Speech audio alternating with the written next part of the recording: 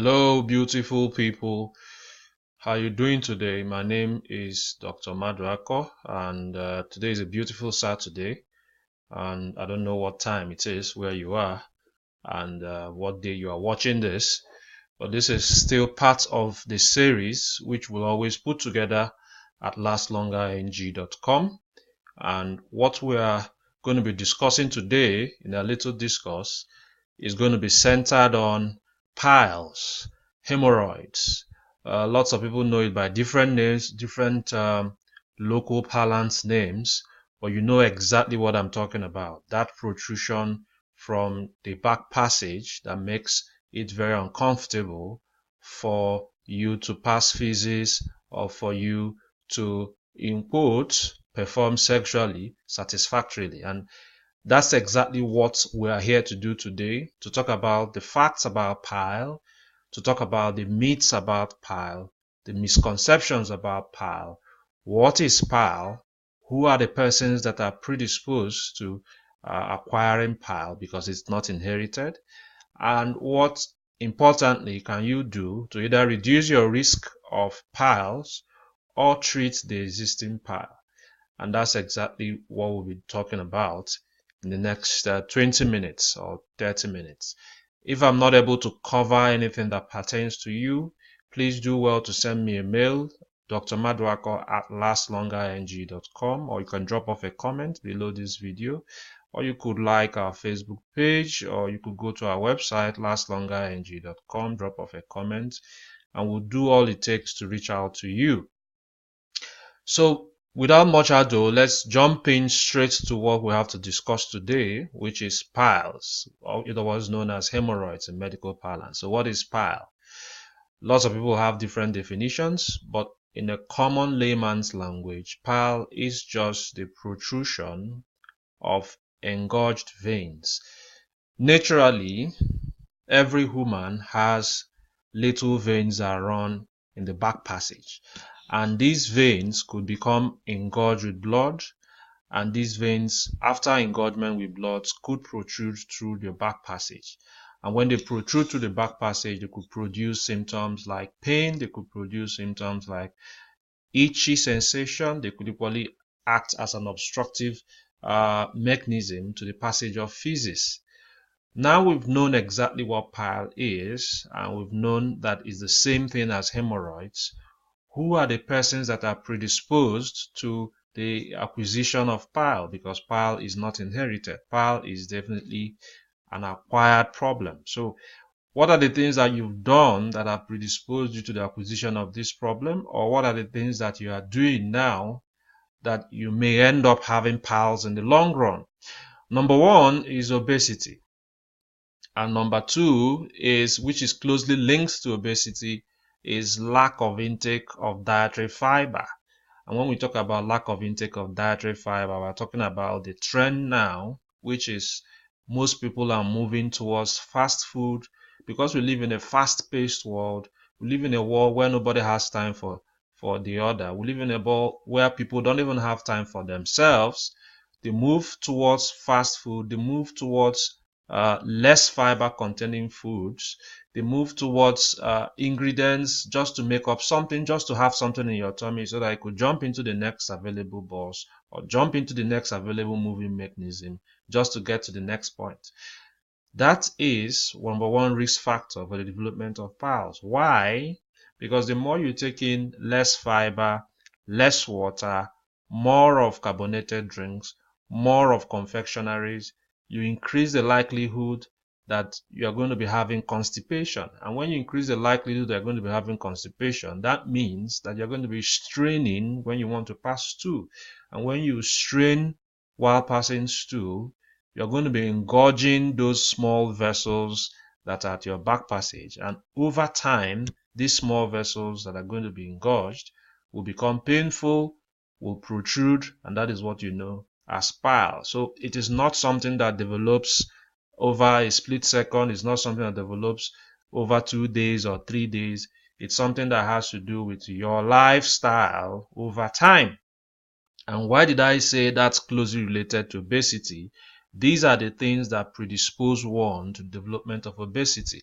The things I talked about, which include the high intake of confectionaries, high intake of very low fiber diets, high intake of the so-called fast food, as well as very poor intake of water.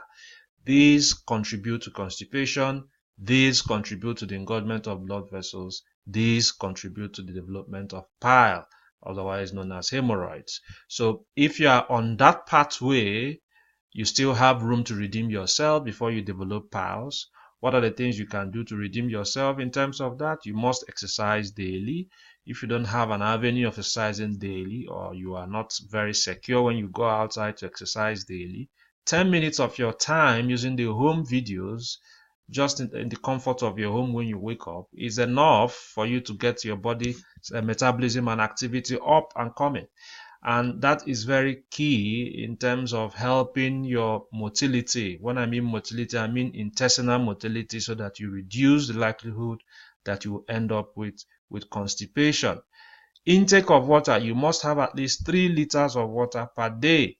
And when we talk about water, you don't substitute water with carbonated drinks, or you don't substitute water for any other thing that looks like water. Water is water. The juices are juices, and water doesn't have any substitute. Water has its own correct balance of the natural elements you need to help you with constipation.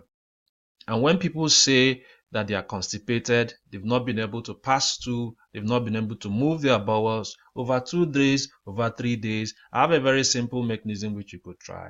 Wake up in the morning, take lukewarm water. When I mean lukewarm water, I mean water that is tepid, neither cold nor hot. Sometimes how you prepare this is to boil water the night before, put it in a flask. I'm not referring to the very good flask now. I'm referring to the flask that you could boil water, put it in a flask over about 8-9 hours. It becomes a little bit tepid. Now, when it becomes a little bit tepid, you could take that 2 glasses or 3 glasses of that when you wake up in the morning. Do your home workouts after you've done that. Go to the loo and sit down at the toilet.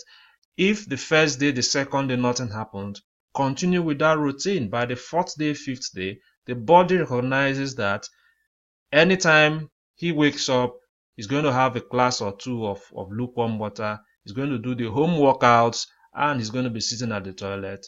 The body's mechanism begins to initiate peristalsis, begins to initiate bowel movement. So by the time you go down to sit down there, the 4th or 5th day, you're beginning to move, having bowel movements. So that is one key you can use in solving constipation. The other thing, which is a predisposing risk factor for the development of piles, is alcoholism. Now, why is alcoholism here? Alcoholism is not there because pile is an effect of intoxication. No, it's there because alcohol dehydrates. That is why when you have lots of alcohol, you begin to pass lots of water. And when you pass lots of water, you feel dry. So what is the panacea to that?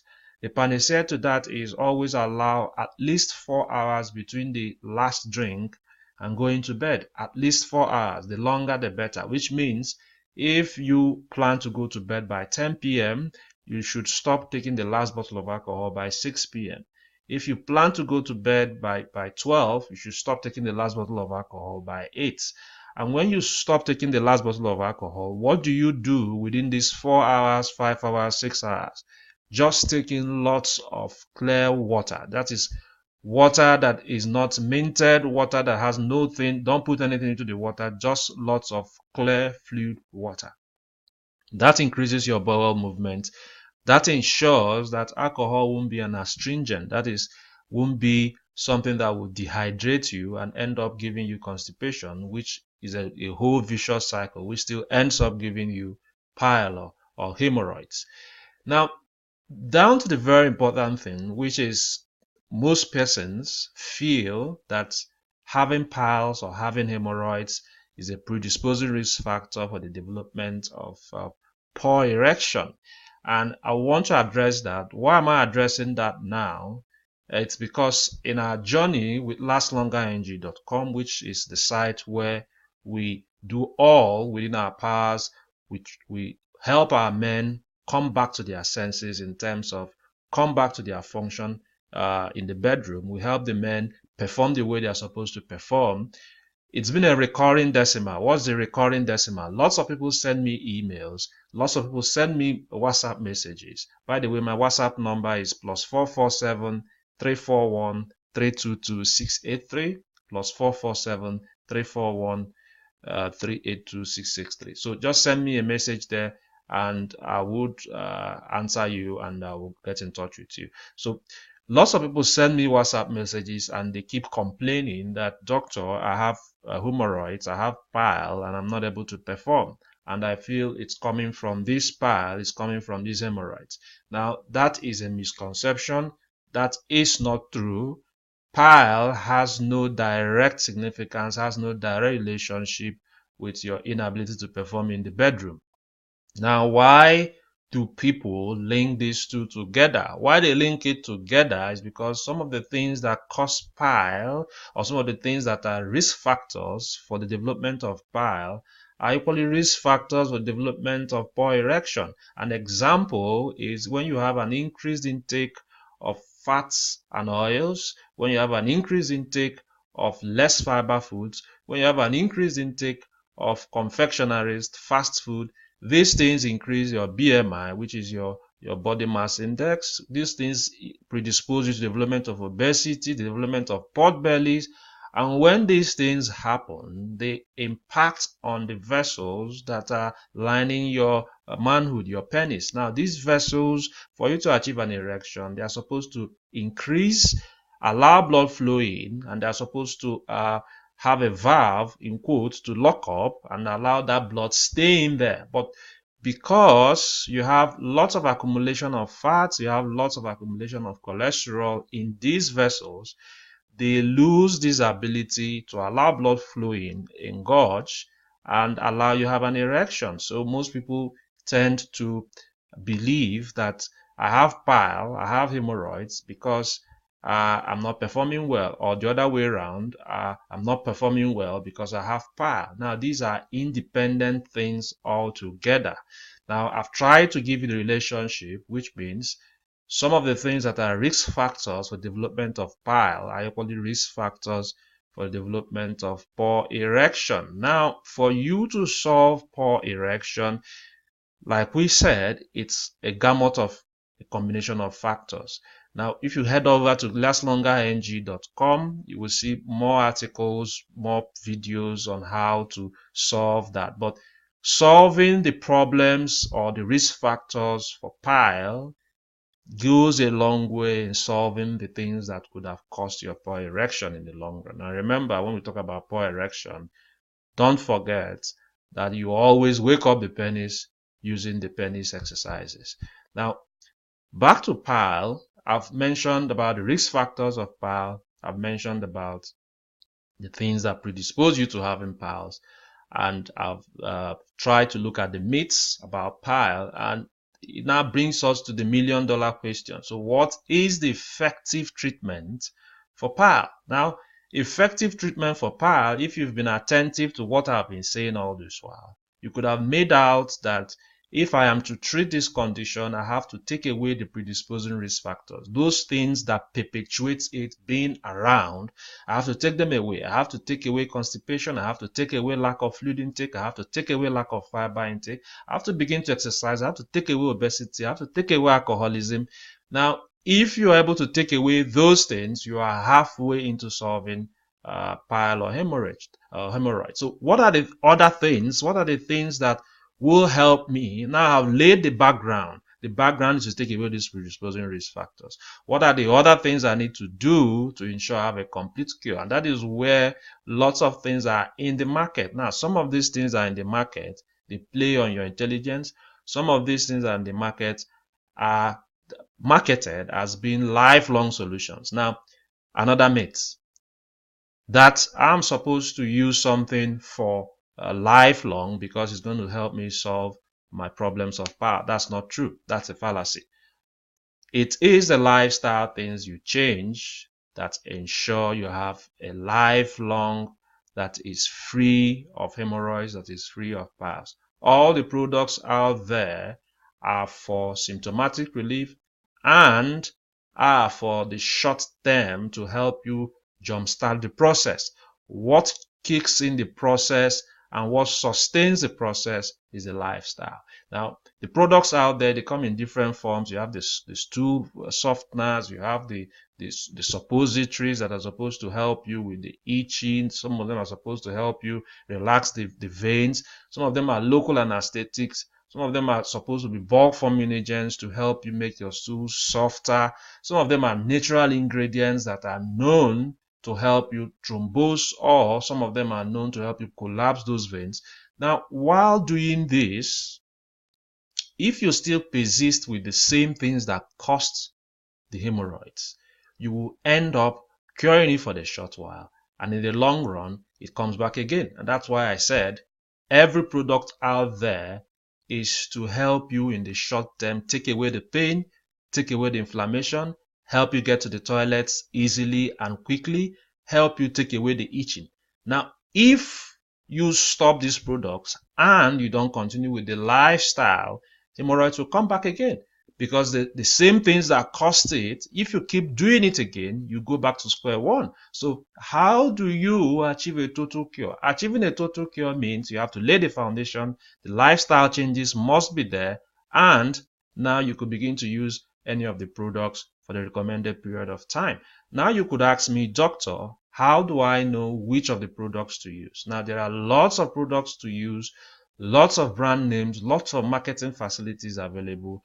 The only thing I will ask is, what I recommend from Mr. A will be quite different from what I recommend from Mr. B. Mr. A may be a known hypertensive, that is, he suffers from high blood pressure, maybe 60 years of age, may have one problem or the other, may be obese, may have high cholesterol. Mr. B may be a younger man, may have no problems at all, but has issues with erectile dysfunction. Now, what I'll suggest, the product I would suggest for Mr. A will be quite different from the product I will suggest for Mr. B. So, and that is why I always encourage persons to get in touch. You could get in touch with me. I could discuss the issues with you, and I could suggest something that could help you. Thank you very much for listening this far. My name remains Dr. Maduako. I'm an acute medicine practitioner. I work in the NHS in England. You can reach me via WhatsApp +447 321 344 683. Or you could send me an email, drmaduako@lastlongerng.com, and I'll be there to help you out. Thank you very much. You could equally subscribe to our channels or drop an email or comments. I want the discussion to continue. And I will always see you in our next video. We'll be talking about some other thing that affects your life, affects your sexual livelihood. Thank you very much for hanging around. Thanks a million. Bye.